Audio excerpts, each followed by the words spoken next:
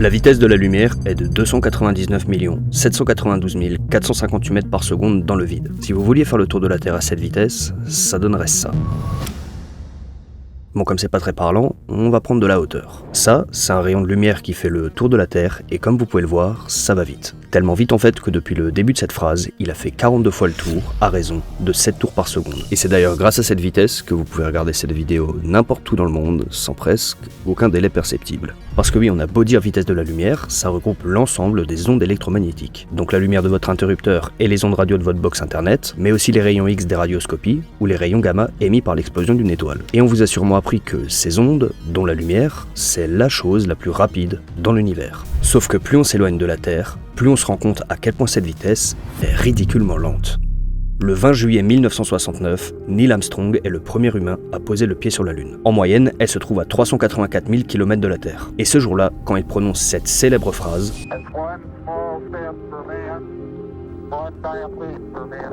ces mots ont mis 1,28 secondes à arriver jusqu'à la Terre. Alors ça a l'air d'être un détail comme ça, mais on n'est qu'au début, parce qu'à l'échelle cosmique, la Lune est collée à la Terre. 400 000 km, c'est que dalle. Mais allons voir un peu plus loin, du côté de Mars. Quand elle est à son périgée, donc le moment où sa distance avec la Terre est la plus courte, la lumière met approximativement 3 minutes et 2 secondes à faire le trajet. C'est-à-dire que si vous êtes sur Mars et que vous voulez envoyer un message à la Terre, vous devrez attendre au minimum 6 minutes et 4 secondes pour recevoir une réponse. Et seulement dans le cas où ils répondent instantanément. Mais quand Mars est à son périgée, là où elle est le plus loin de nous, ce même échange prendra plus de 44 minutes. Si on arrive un jour à la coloniser, je pense que les gens qui se trouveront là-bas auront de quoi se sentir isolés. Et plus on s'éloigne de notre étoile, plus ça devient flagrant. Ça, c'est le nuage de Oort, un ensemble hypothétique de milliards de corps qui serait la limite d'influence gravitationnelle du Soleil. Pour atteindre les premières comètes de ce nuage, la lumière mettrait environ 16 heures pour y arriver, en partant de la Terre. Mais selon certaines estimations, cette frontière naturelle au système solaire serait large de plus d'une année-lumière. C'est-à-dire qu'au moment où elle passera à côté du premier caillou de ce nuage, elle n'en verra pas la sortie avant une année. Donc si un jour un vaisseau arrive à traverser cette frontière et à quitter notre étoile, au moment où ils enverront un message vers la Terre, ils devront attendre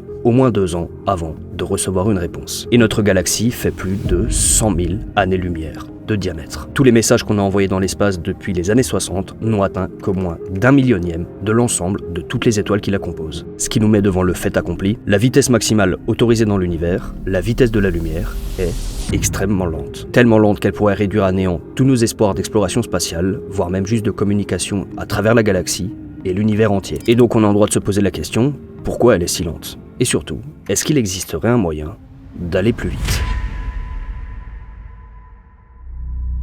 Pour comprendre ça, déjà, il faut revenir aux bases. Qu'est-ce que c'est la lumière ? Si vous posez cette question à quelqu'un, il y a de fortes chances qu'il vous prenne pour un con. Parce que pour la plupart des gens, ça s'arrête aux rayons du soleil ou à l'éclairage projeté par l'écran de leur téléphone. Donc en gros, la lumière visible. Mais en fait, la lumière visible, ce n'est qu'une toute petite portion de l'ensemble du spectre électromagnétique qui, lui, englobe l'ensemble des rayonnements électromagnétiques. Ce spectre, il inclut aussi les ondes radio, les micro-ondes, les infrarouges, les ultraviolets, les rayons X et les rayons gamma. Et chaque type de rayonnement est classé selon sa longueur d'onde, donc l'espace entre deux crêtes. Par exemple, quand vous regardez un arc-en-ciel, ce que vous voyez, c'est juste des longueurs d'onde différentes qui, quand elles arrivent jusqu'à notre œil, nous apparaissent comme des couleurs. Donc ok, la lumière, c'est une onde qui se propage dans toutes les directions. Sauf qu'en 1905, Albert Einstein va faire une découverte assez surprenante. Quand il envoie de la lumière sur une surface en métal, il se rend compte que des électrons sont éjectés. Mais ça ne marche que dans le cas où la lumière est composée de petites particules. Particules qui seront plus tard appelées photons. Pour visualiser ça, imaginez un lac dans lequel vous lancez une pierre. L'impact va créer des vagues, donc l'onde qui se propage. Mais cette vague, elle est en même temps constituée de plein de petites gouttelettes. Et c'est pareil avec la lumière. Selon la méthode qu'on utilise pour l'observer, elle prendra soit la forme d'une onde, soit celle d'un ensemble de particules. Maintenant qu'on sait tout ça, on peut essayer de comprendre pourquoi rien ne peut aller plus vite qu'elle.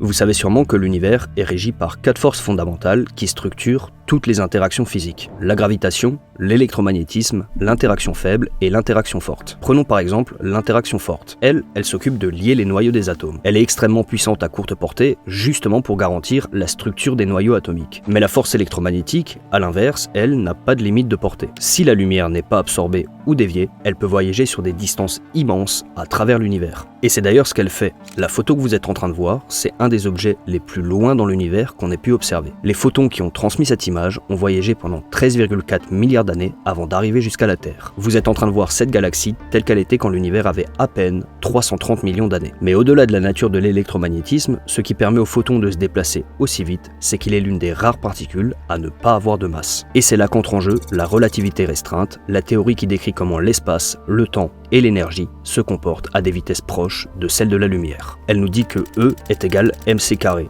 ou autrement dit que la masse et l'énergie sont liés. Plus un objet est massif, plus il faut lui fournir de l'énergie pour l'accélérer. Et plus on se rapproche de la vitesse de la lumière, représentée par un petit c, plus la quantité nécessaire d'énergie augmente exponentiellement jusqu'à devenir infinie pour aller à 100% de c. C'est pour ça qu'un photon peut voyager aussi vite, il n'a pas de masse, donc pas besoin d'une énergie infinie. Et plus précisément, c'est pas qu'il peut le faire, mais qu'il doit le faire. Parce que, encore une fois, selon la relativité restreinte, un objet qui a une masse ne pourra jamais atteindre la vitesse de la lumière. Et un objet ne possédant pas de masse devra toujours se déplacer à la vitesse de 299 792 458 mètres par seconde. Mais alors pourquoi cette valeur extrêmement précise? Parce que ça pourrait être 300 milliards de kilomètres par heure, comme 80, ou même une vitesse infinie, non? Bah exactement comme la gravité attire les objets les uns vers les autres selon une force proportionnelle au produit de ces deux masses et inversement proportionnelle au carré de la distance qui les sépare, et pas au cube ou un autre chiffre, la vitesse de la lumière est une constante fondamentale, une loi physique imposée par la structure de l'univers. Imaginez un RPG, donc un jeu type Red Dead, Zelda ou Sekiro. Si on nommait les glitches, les codes de triche, les points de compétence et tout ce qui vous permettrait d'augmenter votre vitesse de déplacement, une vitesse maximale indépassable pour votre personnage est codée dans la structure même du jeu. Dans la réalité, c'est pareil. L'univers est programmé pour que rien ne puisse aller plus vite que la vitesse de la lumière. Et cette programmation, elle dépend directement des propriétés du vide quantique. Parce que le vide n'est pas totalement vide. Il subit constamment des variations dans son niveau d'énergie. La lumière, elle interagit avec ces variations, et cette interaction, elle est déterminée par cette équation. Et sans rentrer dans les détails, c'est elle qui dicte comment la lumière se comporte dans le vide, et surtout, comment elle interagit avec. Parce que ces deux termes un peu bizarres, appelés ε0 et μ0, ont une valeur finie qui représente la résistance du vide à la propagation des ondes électromagnétiques. Dit comme ça a l'air un peu compliqué, mais en fait c'est plutôt simple. Imaginez que la lumière soit une voiture, et le vide l'autoroute sur laquelle elle roule. Cette équation, elle dicte la vitesse maximale à laquelle la voiture peut rouler. Comme si le panneau 130 était une limite physique impossible à dépasser, peu importe à quel point vous appuyez sur l'accélérateur. Cependant, si ce panneau avait une valeur différente, la voiture pourrait aller plus ou moins vite. De même que dans la réalité, si les termes de cette équation avaient des valeurs différentes, la lumière aurait une vitesse différente dans le vide. Et si on supprimait tout bonnement cette barrière physique, elle pourrait théoriquement avoir une vitesse infinie, ou même ne pas exister sous la même forme. Sauf que modifier la vitesse de la lumière, ça pose beaucoup de problèmes. Parce que cette vitesse, elle ne fait pas que fixer une limite, elle détermine aussi comment tout fonctionne à la base, des atomes jusqu'aux galaxies. Imaginez un univers où la vitesse de la lumière est le double de ce qu'elle est, donc quelque chose comme 600 000 km par seconde. Là, c'est tout l'univers qui tourne 2 fois plus vite. Les réactions chimiques qui dépendent de la force électromagnétique se produisent 2 fois plus rapidement, donc c'est par exemple la fusion de l'hydrogène au cœur des étoiles qui est 2 fois plus rapide, leur durée de vie est divisée par 2 et les galaxies évoluent et disparaissent beaucoup plus rapidement. En fait, c'est toute l'horlogerie cosmique qui tourne 2 fois plus vite et on se retrouve avec un univers aussi hyperactif qu'un gamin élevé aux écrans et au sucre qui se tape un rail de poudre. Mais c'est pas tout. Vitesse et temps sont liés, donc c'est aussi toute notre perception du temps qui changerait. Parce que comme on l'a vu, c'est c qui définit la vitesse maximale à laquelle l'information peut voyager dans l'univers. Au lieu de prendre entre 3 et 44 minutes, un échange entre Mars et la Terre n'en prendrait plus qu'entre 1 et 22. Et même toute la lumière qui vient du reste de l'univers nous atteindrait beaucoup plus vite. Cette galaxie qui se trouve super loin de nous, on la verrait pas comme elle était il y a 13,5 milliards d'années, mais comme elle était il y a 6,7 milliards d'années. Si la vitesse de la lumière avait une autre valeur, c'est tout l'univers qui se produirait plus ou moins vite, de la chimie des atomes jusqu'à l'évolution des étoiles et de toutes les structures à grande échelle. Mais la vitesse de la lumière ne fait pas qu'imposer un rythme à l'univers, elle fixe aussi une limite absolue à notre manière de percevoir le temps. Et plus on va vite, plus il commence à se comporter bizarrement.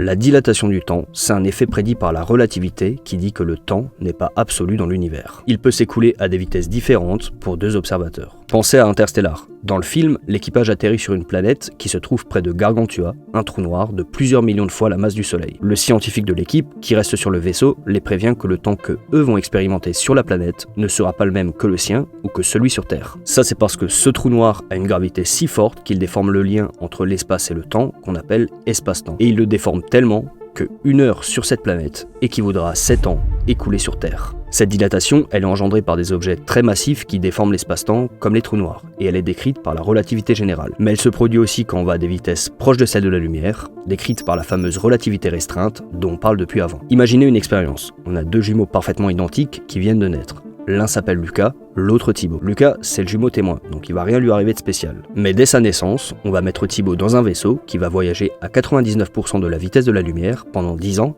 avant de revenir sur Terre. 10 ans plus tard, Lucas est âgé de 10 ans, normal. Mais son frère, Thibaut, qui lui a voyagé pendant ces 10 années du point de vue de la Terre, n'est âgé que d'à peine 1 an et 4 mois à sa sortie du vaisseau. Ça, c'est parce que plus un objet va vite, plus le temps passera lentement pour lui par rapport à un autre objet qui ne bouge pas. Cette dilatation, elle se calcule avec le facteur de Lorentz. D'ailleurs, je vous mets mon calcul ici si vous voulez vérifier. Mais ce qu'il faut comprendre, c'est que plus on se rapproche de C, plus cette dilatation entre le temps de celui qui est en mouvement et de celui qui ne bouge pas va être importante. Si quelqu'un arrivait à aller à 100% de la vitesse de la lumière, la théorie nous dit que, de son point de vue, le temps s'arrêterait. Et en la dépassant, il devrait changer de direction en s'écoulant du futur vers le passé. Sauf qu'avec tout ce dont on a parlé avant, on sait que c'est pas possible. Aucun objet qui a une masse ne peut aller plus vite que la lumière, alors encore moins la dépasser. Mais si je vous disais que malgré tout, il semble que certains phénomènes dans l'univers peuvent défier cette limite.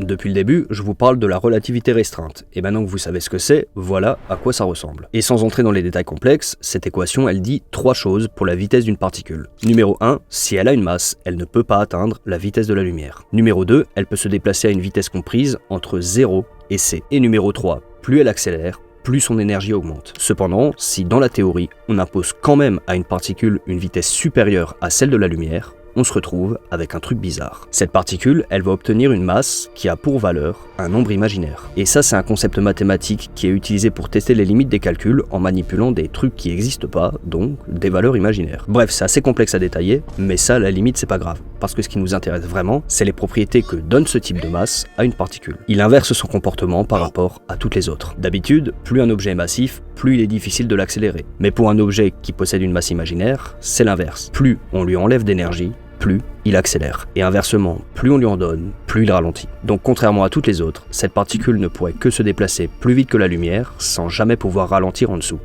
Et on appelle ça un tachyon. Ça, c'est déjà bizarre, mais ça le devient encore plus quand on s'intéresse aux conséquences sur le temps et surtout à celles sur la causalité. En physique, le principe de causalité s'énonce ainsi. Tout phénomène doit avoir une cause première. Si vous appuyez sur un interrupteur, la lumière s'allume, jamais l'inverse. Et dans l'univers, pour chaque événement, vous pouvez trouver une cause, jusqu'à remonter au Big Bang, l'origine de tout. Mais comme on l'a vu avant, plus on s'approche de C, plus le temps se dilate, jusqu'à s'inverser quand on dépasse cette vitesse. Donc théoriquement, un tachyon qui va plus vite que la lumière ne peut que se déplacer du futur vers le passé. Et si même dans la fiction, les voyages dans le temps ont tendance à créer des paradoxes, la réalité n'échappe pas à cette règle. Imaginez que vous envoyez un tachyon à votre grand-père paternel qui contient un message qui le dissuade de se marier avec votre grand-mère. Ils ne conçoivent jamais votre père et votre naissance n'arrive jamais. Vous ne pouvez donc pas envoyer ce message à votre grand-père. Mais c'est pas fini. Imaginez maintenant que vous receviez le même genre de message tachyonique venant du futur qui vous dit de ne pas envoyer ce message dans le passé. Où est la cause et où est la conséquence? Donc sur le papier, les lois physiques interdisent l'existence du tachyon car il viole la causalité. Mais parfois, des phénomènes qu'on pensait impossibles au départ finissent par trouver une explication. Comme par exemple les neutrinos, des toutes petites particules qui n'interagissent presque pas avec la matière et qui sont restées hypothétiques pendant des dizaines d'années,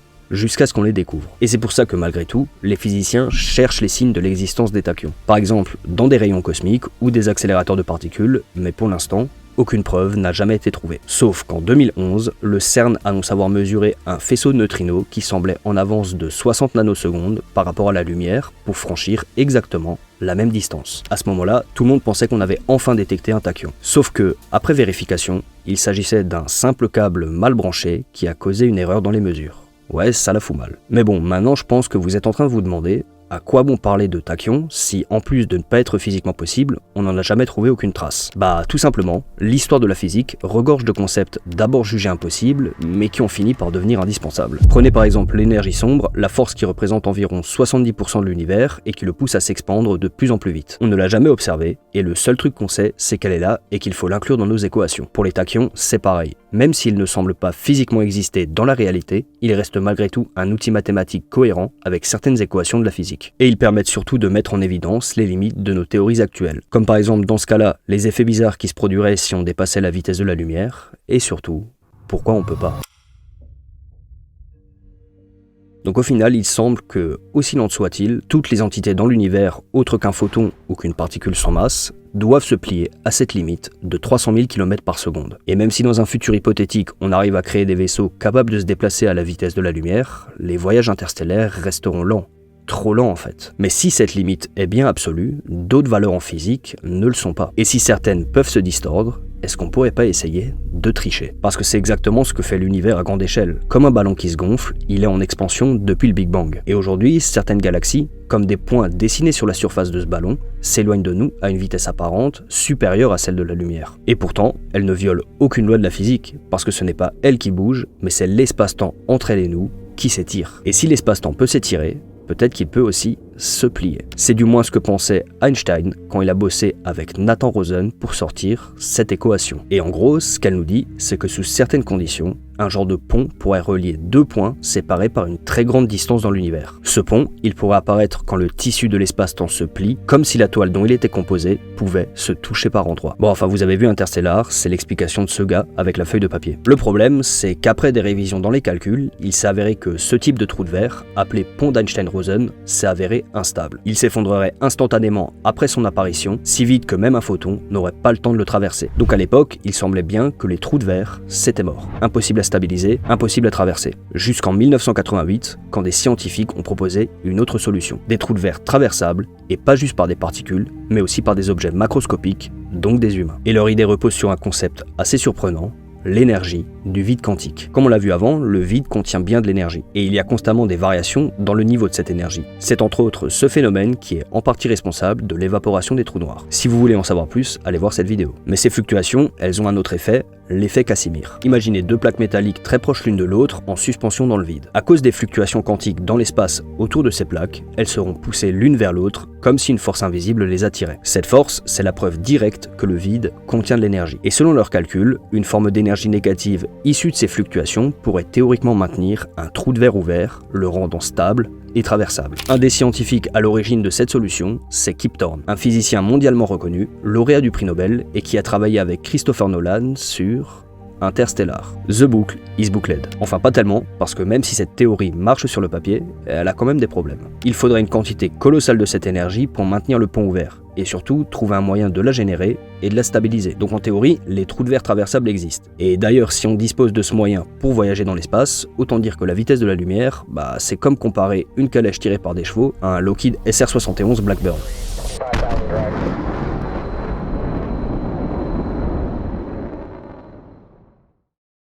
Sauf que, en pratique, on est encore très loin de pouvoir créer ce genre de pont. Donc au final c'est mort. Est-ce qu'on est condamné à voyager dans l'espace au même rythme qu'une calèche qui ferait le tour de la Terre? Peut-être pas. Parce qu'en 1994, le physicien Miguel Alcubierre propose une solution aux équations d'Einstein qui en théorie permettrait à un vaisseau de voyager plus vite que la lumière. Solution qui s'écrit comme ça. Cette équation, c'est la métrique d'Alcubierre et elle propose de créer une bulle de distorsion dans l'espace-temps. Une bulle qui le contracterait devant le vaisseau et l'étirerait derrière lui. Et comme une planche de surf, le vaisseau pourrait surfer sur cette vague, donc sans que ce soit lui qui bouge, mais plutôt l'espace autour de lui. Mais même si ce moteur d'Alcubierre semble respecter les équations de la relativité, vu que de son point de vue, il ne va pas plus vite que la lumière, il pose quand même un sérieux problème théorique. Maintenir une telle bulle nécessiterait des quantités colossales d'énergie négative, donc la même que celle pour les trous de verre, dont l'existence en quantité exploitable est purement hypothétique. Mais ça, à la limite, c'est juste un problème technologique, parce que le vrai hic, il vient encore une fois des lois de la physique, et plus précisément, de la relativité. Le problème de la propulsion Alcubierre, et en fait de tous les moyens de voyager à la vitesse de la lumière ou au-dessus, c'est qu'ils ouvrent systématiquement la porte au paradoxe temporel. Parce que selon toutes les lois de la physique qu'on utilise depuis des années pour étudier la structure de l'espace-temps, si vous possédez un vaisseau capable de voyager plus vite que la lumière,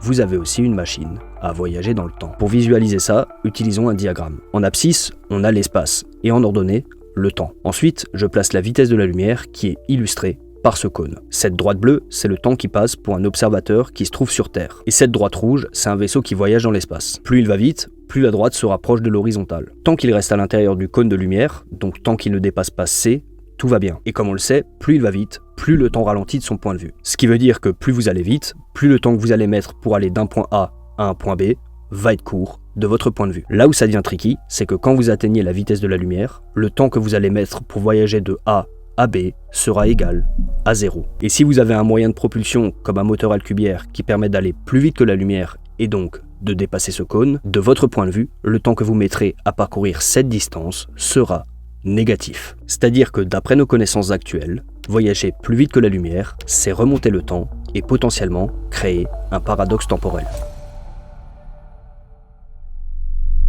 Imaginez que vous utilisiez la métrique d'Alcubierre pour envoyer un message vers une autre planète plus vite que la lumière. Si ce message met un temps négatif pour être reçu là-bas, et qu'il réponde instantanément avec le même genre de système, vous allez recevoir le message de cette planète avant d'avoir envoyé le vôtre. Et si ce message dit « Nous vous avons bien reçu, mais ne répondez pas » et que vous obéissez, comment ont-ils eu reçu le premier message qui n'a jamais été envoyé? C'est difficile à visualiser comme ça, mais une autre façon de le dire, c'est que comme les voyages à la vitesse de la lumière ou au-dessus violent la loi de causalité selon le temps perçu par différentes personnes, donc temps qui n'est pas le même pour tout le monde selon la vitesse à laquelle ils se déplacent, l'univers semble empêcher les voyages supraluminiques pour préserver la causalité. Et ça a un nom, ça s'appelle la conjecture de protection chronologique, une hypothèse formulée par Stephen Hawking. Selon lui, au même titre que la valeur de 300 000 km par seconde est la limite de vitesse codée dans les lois physiques de l'univers, l'espace-temps lui-même nous interdirait de voyager dans le temps ou plus vite que la lumière pour préserver l'ordre causal des événements, afin de s'assurer à tout prix que jamais une conséquence n'arrive avant sa cause. Car si cela pouvait se produire, ce serait comme faire glitcher un jeu, lui faire adopter un comportement pour lequel il n'a pas été codé, et donc potentiellement casser l'univers. Mais donc au final, qu'est-ce qu'on peut en conclure de tout ça? Parce que concernant les voyages à la vitesse de la lumière, il nous reste 3 constats qui dépendent de cette conjecture de protection chronologique. Soit on part du principe qu'un voyage plus rapide que la lumière ne cause pas de paradoxe, ou qu'un autre mécanisme encore inconnu empêche leur formation. Et donc ce serait notre manière d'appréhender la relativité restreinte qui serait erronée. Soit l'univers n'interdirait pas la création de ce genre de paradoxe, mais il obligerait les observateurs qui les provoquent à faire face aux conséquences extrêmes qui en découleraient. Soit, à l'inverse, ces voyages sont autorisés uniquement dans le cas où un paradoxe n'est pas créé. Parce qu'en réalité, quand vous envoyez ce message depuis la Terre et qu'il est reçu instantanément sur une autre planète, si l'autre ne vous répond pas avant que vous envoyiez votre message, la causalité n'est pas brisée. Je sais que ça sonne contre-intuitif comme ça, mais si la conjecture de Hawking est vraie, c'est le seul et unique moyen d'autoriser un voyage à vitesse supraluminique sans créer de paradoxe qui fout en l'air toute la chaîne de causalité. Sinon, il ne reste que la réalité brute et impitoyable. La conjecture de protection chronologique est absolue, et il est donc strictement impossible de voyager plus vite que la vitesse de la lumière. Et au risque de vous décevoir, c'est ce qui semble être le plus probable. Encore plus quand on a en tête cette phrase de Carl Sagan: l'univers n'est pas tenu d'être en parfaite harmonie avec les ambitions humaines. Mais c'est pas parce qu'on est condamné à rester en dessous de cette limite qu'on ne pourra pas réaliser ses ambitions malgré tout. C'est juste que l'exploration de la galaxie prendra beaucoup plus de temps et ne se fera pas à l'échelle d'une vie humaine. Et d'un côté, ça me semble logique que l'exploration spatiale ne soit pas l'affaire d'une ou d'un petit groupe de personnes qui en écriront toute l'histoire, mais plutôt un effort commun à laisser en héritage aux générations suivantes.